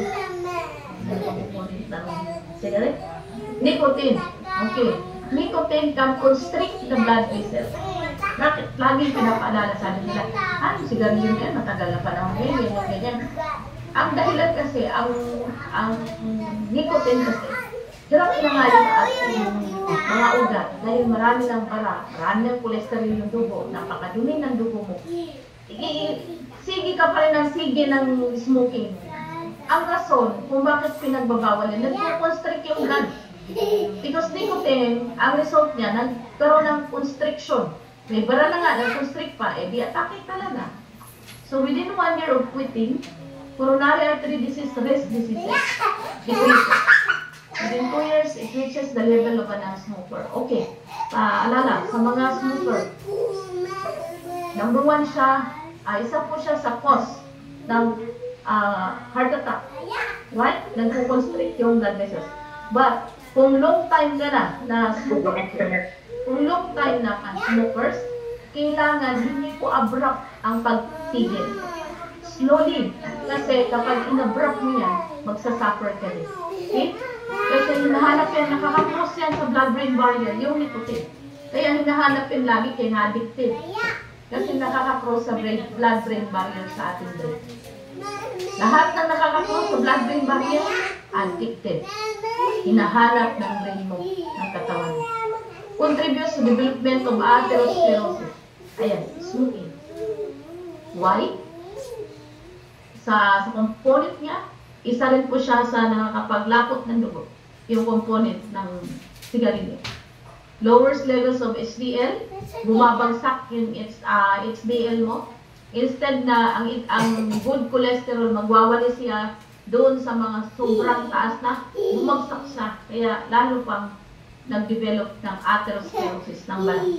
Causes deterioration of elasticity of blood vessels.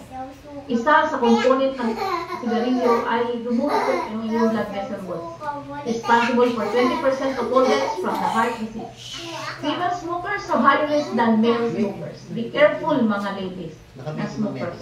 Please, ayaw niyong maranasan itong heart attack early age.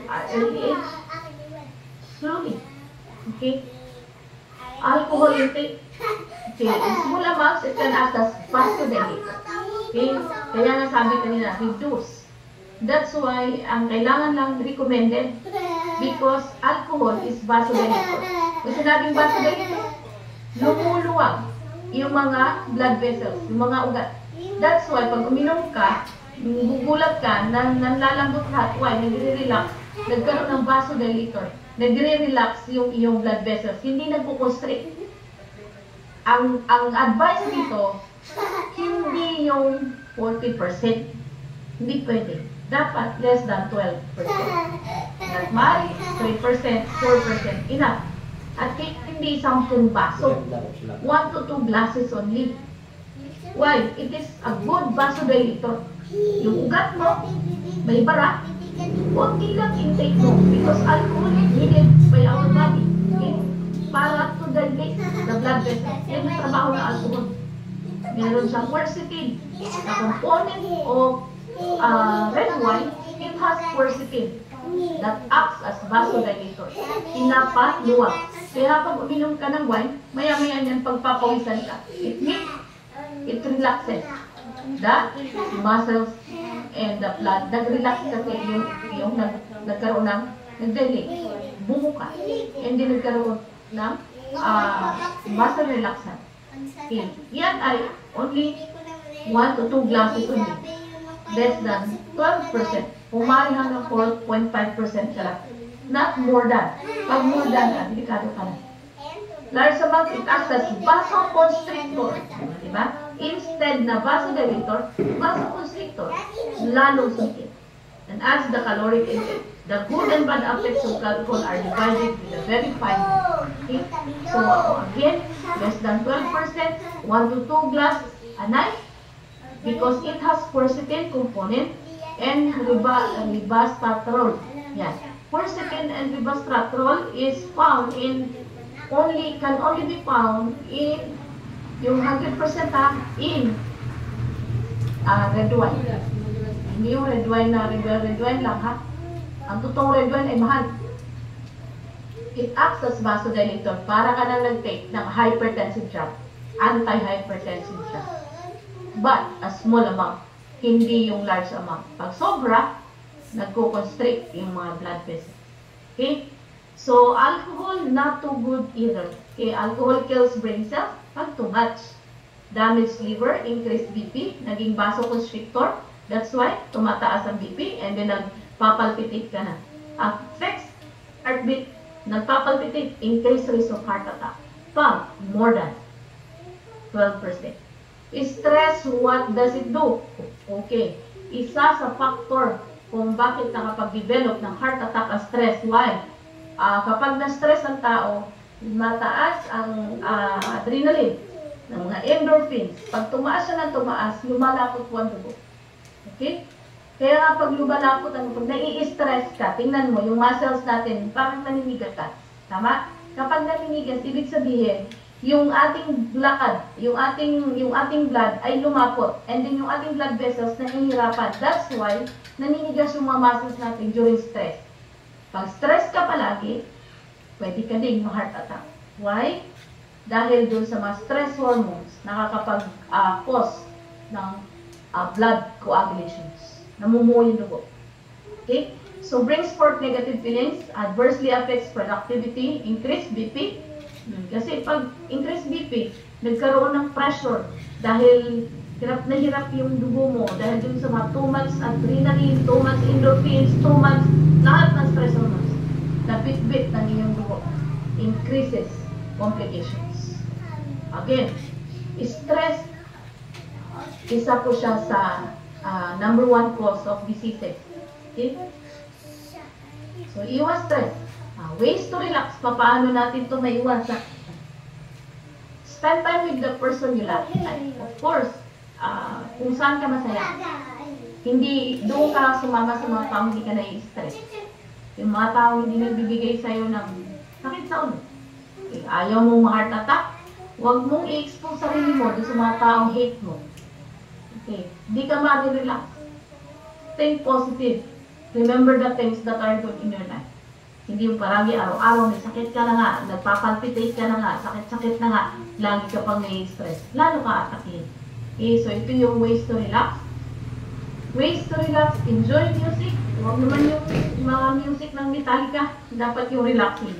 You can read books para ma-divert yung mind mo. Hindi ka nakafocus doon sa mga stress. Do gardening. Bakit ginagawa to? Enjoy music, read books, do gardening.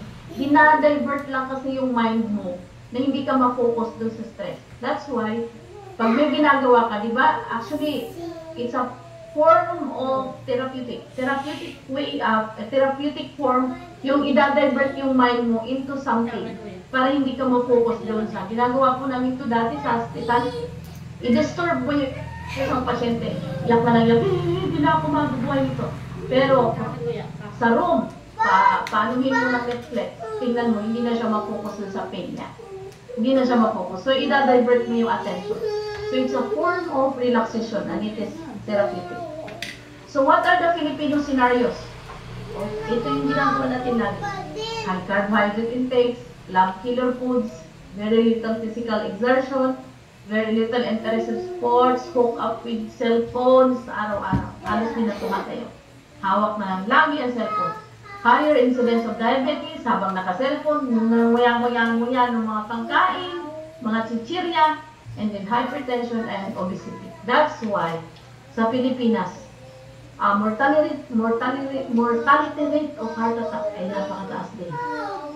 Diagnosis, of course, ito yung typical history, electrocardiogram, ECG, makikita ang abnormalities, pero hindi makikita sa ECG ang bara. Abnormalities lang between systolic and diastolic, yung heart rhythms. Zero cardiac markers, echocardiogram. Pag sinabing echocardiogram, it is an ultrasound of the heart. Stress testing, myocardial perfusion imaging, and coronary angiography. Yung angiogram, yan makikita ang bara, yung angiogram na ito. Coronary angiography, dyan makikita yung bara doon sa coronary artery. Coronary artery sa ating heart. Okay? So what are we going to do?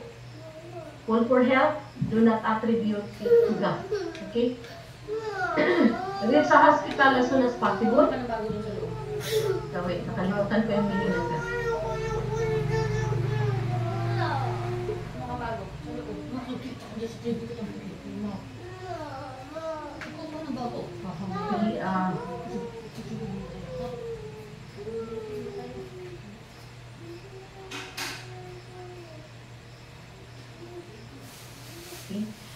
Do not attribute it to gas. Gender affirming surgery. Hindi yan. Reach sa hospital as soon as possible. Insist on an ECG. Attempt cardiopulmonary resuscitations. Kung may mga ma-encounter tayo, ito yung mga dapat natin gawin. Treatment.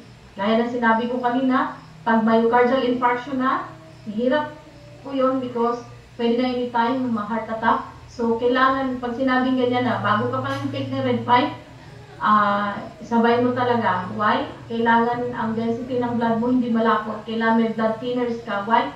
95% occlusions. Okay? Pag may MI na, sobra, 95% occlusions. Konti na lang yung dinadala niya. Okay. Angioplasty or stent. Okay. Pag hindi kaya, kasi pag sobrang tanggal na, 95% is napakahirap na po yung tanggalin. Okay? It takes time. O magre-red fine tayo, may magagawa. But it takes time. 95% occlusion. Coronary artery bypass surgery. Ito yung mga treatment. Pero yung mga nag-uumpisa pa lang, mga angina, then first stage of hindi pa naman nag-95 occlusions, kaya pa. Okay? So, aspirin is an antiplatelet agent. So, aspirin. Kaya pinapatay kayo na aspirin because may bara ka na kasi. Huwag kang sabi, ay hindi, basta binigay ng doktor ko to. So, ngayon, alam mo na, may bara ka kasi. Aspirin should be given in a dose of 75 to 325. Kaya kung binabanggit ito, sinali. Because this is used during emergency, lalo na sa mga may MI. MI, pag may MI, 95, lalo na pag 95% occlusions, then anytime. Clopidogrel is a potent antiplatelet agent. Masyado po itong matapang. Okay? Give 300 mg loading dose followed by 75 mg per day. So ito yung mga drugs for emergency. And kailangan mo isabay ito kapag 95 occlusions na ng pasyente na may MI. Hindi po pwedeng iasa mo na kay red fine. No. 95% occlusions is too difficult. Okay? So, yung mga, wala pa sa 95, pwede pa natin gawa ng paraan yun. Continuously, ayusin mo yung density ng blood mo. Red fine can do that. Ito yung primary angioplasty. Ayan o, ganyan yung tsura. Okay? And then, coronary artery bypass graft. Kasi BG, ito yung pag sinabing bypass. Tingnan mo. Parang bypass road. Ito yung may bara. Okay, ito yung bara. Hindi na kasi siya makadaloy. Kaya ang gagawin, magmula dito sa aortic, para sa carotid artery. Carotid ito ha. Hindi coronary. Carotid artery. Iba-bypass yan. Diyan kukunin. And then, ilalagay dito sa ugat kung saan beyond the blockage para hindi mamatay ito, hindi magkaroon ng ischemia. Yan yung tawag ng bypass. Okay? Nilagyan ka ng tubo. Okay? Para makadalo yung dugo dito. Pag pump, oops, masusuklayan pa. Kasi may blockage eh. 95% pwede ka na atakin. That's why mag-undergo ng coronary artery bypass na. So, prevention, diet. Lahat ng mga binanggit kanina na risk factors, mga changeable factors, na nakapag-contribute ng heart attacks, iwasan. And then, unang-una, para maiwasan yun, ang pinakasusi talaga yung dugo. Okay? Hindi mo maiwasan kayang ganun kasi matigas sa ulo natin. Sige pa rin, minsan lang naman, minsan, no choice, no choice. Okay. So, wala na po tayong excuse. Linisin natin yung dugo. In what way? Okay? Good diet, healthy diet. Eat a variety of fruits and vegetables every day. Ayaw pa kumain ng fruits, ayaw pa kumain ng vegetables, pero not all the time. Kasi ang taas nga lang sa vegetables. Kailangan balance. 5 servings that are naturally low in fat and high in vitamins and minerals. Eat a variety of grain products. Choose non-fat, low-fat products, but be careful sa mga produkto ngayon. Naku, kung maaari, napakahirap na pong maghanap ng mga healthy products. Ang dami pong deceiving. Sasabi, parang kahapon, umikot kami. Naghanap kami ng isang produkto na sabi nakalagay organic. Tapos tinignan ko yung component sa likod ko, organic. Ang daming preservatives. So, harmful preservatives. So, deceiving. Para mabenta. Choose non-fat. Use lean meats. Choose chicken na hindi GMO, dapat chicken, yung native, yung fish na hindi pinapakain ng mga pigs, lean cuts of beef and pork, switch to fat-free milk. Actually, may organic milk naman, pero be careful, basahin nyo pa rin yung nasa likod. Kailangan alam nyo, lalo na yung lecture ko ng cancer, nilagay ko dun kung ano yung mga component ng mga personal hygienes natin na nakakapag-contribute ng cancers. Dapat iwasan na natin yun. Yung familiarize. Doon sa mga nag-screenshot, tingnan nyo yun, doon sa mga gagamitin nyo. Kaya nga, si Chef Zion, nagpo-promote kami ng product na wala po talagang mga harmful chemicals. Kasi useless yung gagawin natin. Linis tayo, nalinis ang dugo, lagay ka naman ng lagay ng mga toxic materials, toxic component from toxic materials. Ganun pa din yun. Switch to fat-free milk, hindi na po ito totoo. Okay? Marami pong nasabing fat-free, hindi po totoo. Gradually reduce the fat content of the milk intake. Hindi na po healthy mga milk ha. Powder milk ngayon, punong-puno ng steroids. Okay? Diet choose fat 2 grams less saturated fats. Ayan. Yung mga margarine, canola oil, and olive oil. 2 grams only. Okay? Calories you eat with the number of calories you use every day. How many calories do we need every day? 2,000 calories. Okay? Kailangan i-compute natin yan. Ilang calories ba ito? Napakahirap mag-maintain ng health sa totoo lang. Kailangan hindi lamon ng lamon. Maintain a little physical activity that keeps you fit and match the number of calories you eat. Okay? So yan po yung number 1 na ingatan natin kasi si diet po talaga doon nagsisimula yung pag-develop ng mga bara. At yung true diet, bitbitin lang naman ng dugo yan papunta sa different parts of the body. Okay? Limit the intake of foods high in calories and low in nutrition, including foods like soft drinks and candy. Hindi pwede. Limit foods high in saturated fats, trans fats, and cholesterol. Okay. Eat less than 6 grams of salt a day. That's why be careful. Ito palaga. Pag ikaw may heart problems, pag ikaw may hypertension, pag ikaw may diabetes, please, limit the intake of salt. Hindi ka pwedeng uminom ng salt. Kahit sabihin mo pang healthy salt yan. No way. Okay? Hindi talaga pwede. Why? Isa siya sa nakapag-cause ng problema. Have no more than 1 alcoholic drink a day. Okay. Exercise, adults aged 18 to 64 accumulate at least 150 minutes moderate to vigorous intensity aerobic physical per week in about 10 minutes or more. Be active most of the days. Hindi yung nakahiga, puro lang yung cellphone. Okay? Consult a healthcare professionals before starting an activity program. Kasi nga, baka may bara ka sa puso. Then you are prone to heart attack. Avoid smoking. Ayan. So, lahat yan, kailangan natin gawin. Okay. The mole mantra of cardiovascular protection or risk reduction, lower is better. Cholesterol, kailangan lower. BP, kailangan ibaba. Blood sugar, ibaba. BMI, ibaba para hindi obese. Salt intake.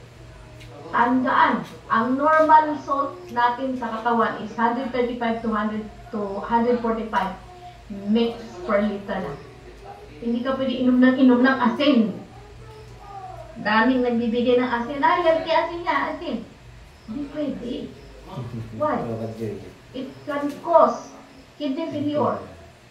Nakakapag-cause ng edema. May problem na nga yung heart mo because salt and water ay best friend. Okay? Water goes, sodium follows. Hindi po totoo, inom ka lang, kain ka na kain maalat, inuman mo lang maraming tubig, hindi totoo yun.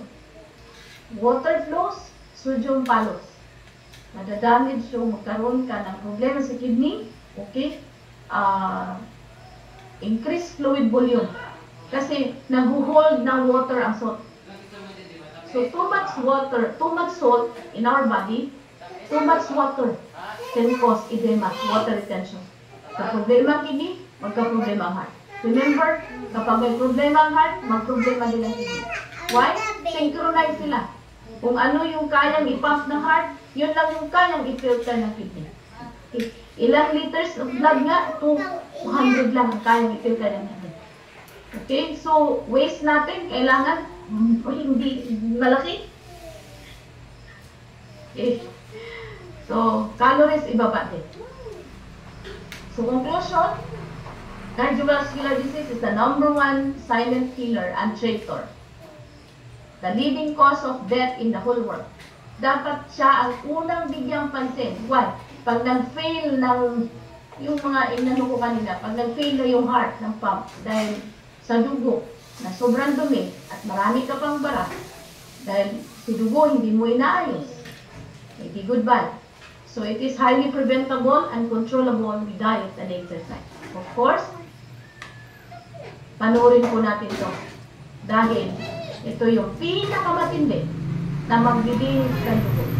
Na hindi magkaroon ng different toxicity, hindi siya magbibitbit ng toxicities sa ating katawan. Ito yung naglilinis ng dugo, inaayos ang density ng dugo para maiwasan ang fat plaque and that can lead to heart attack. Okay? So, panoorin natin. The more modern society is, the more likely people are to deal with dangerous and difficult to cure diseases from sedentary lifestyles and unhealthy food. Statistically, every 2 seconds, one person dies of heart disease. So what are the killers hiding behind these cardiovascular diseases, especially stroke and heart attack? And what is the most effective preventative solution to this? Experts have found that for dangerous diseases such as atherosclerosis, hypertension, pregnancy, myocardial disease, diabetes, stroke, myocardial infarction, as we get older, we become more susceptible to these diseases, and the common cause of them is due to high levels of warfarin or hyperlipidemia. In fact, most people have problems with blood pressure. High levels of total fats, bad cholesterol, and triglycerides accumulating in the bloodstream will lead to atherosclerosis, hypertension, brain ischemia, myocardial disease, diabetes, stroke, myocardial infarction, etc. So what is the most effective way to deal with hyperlipidemia?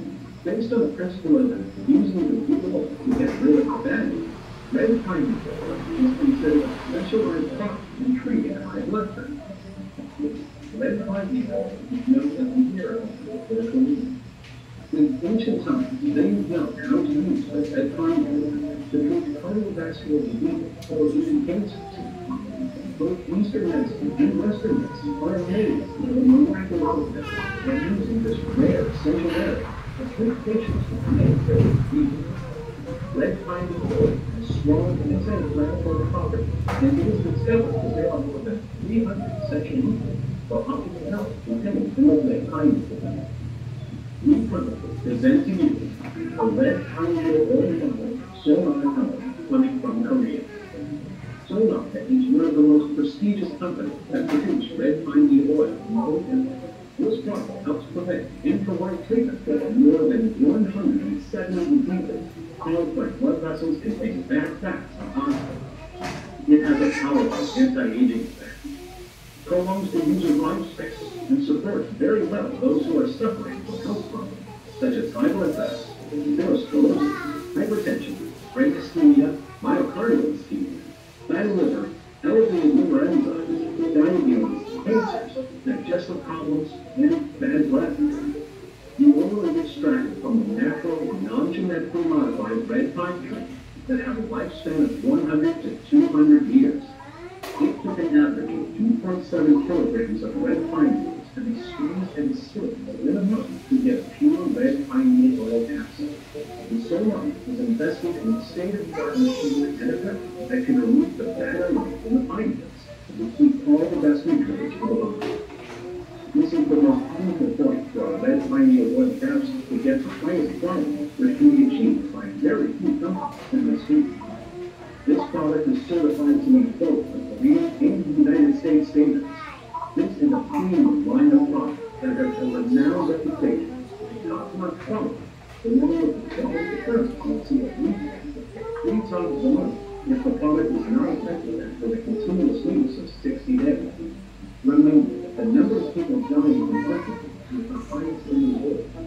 Every 2 seconds, one person dies of heart disease. More importantly, many deaths occur during This is really good.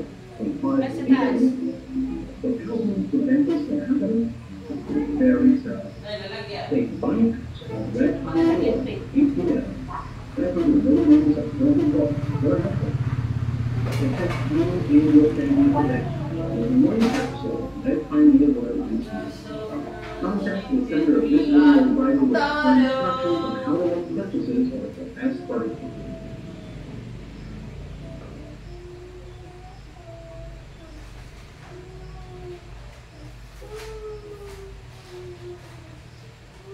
Okay? So, The more ano ko ba ito ano? Okay, so, I hope na naiintindihan niyo po yung video natin. Napaka-related po sa topic na natin. And then, before we end, take care of your health. Okay? So, wala na pong, tapos na po tayo. Take care of your heart. I hope naka-impart po kami sa inyo ng additional knowledge para po maiwasan natin tong the number one leading cause of death in the whole world. Ayusin natin yung dugo natin, linisin natin kasi siya po talaga ang pinaka-susi para maiwasan ang matatap. And then, maraming salamat. Before tayo mag-end, and meron lang po akong